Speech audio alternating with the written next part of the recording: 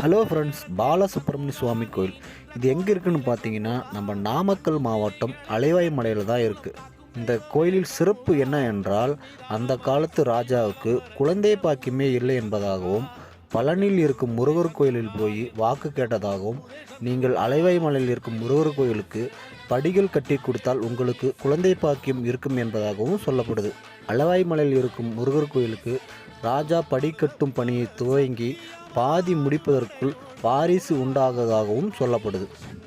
அது மட்டுமல்ல, அலைவாய் மலையிலே திணை தீர்த்தம் நின்று பாறையில் நீர் சுரப்பதாகவும், அந்த தீர்த்தத்தை 48 நாள் அல்லது 24 நாள் குடித்து வந்தால் குழந்தை இல்லாத தம்பதிகளுக்கு குழந்தை வரம் கிடைப்பதாகவும் கூறப்படுது.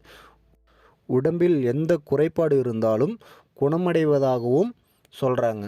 இந்த முருகரை தரிசனம் செய்யணுன்னா 1500 படி ஏறினா மட்டும்தான் தரிசனம் பண்ண முடியும்.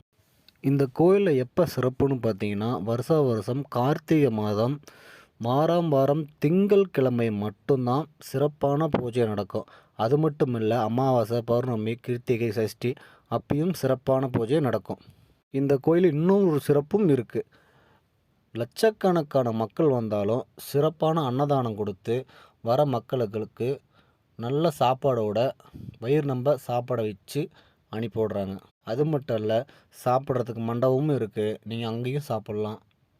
இந்த பாலசுப்ரமணிய சுவாமி கோயிலை நீங்களும் போய் தரிசனம் பண்ணுங்கள். உங்களுக்கும் நல்லதாக நடக்கும்.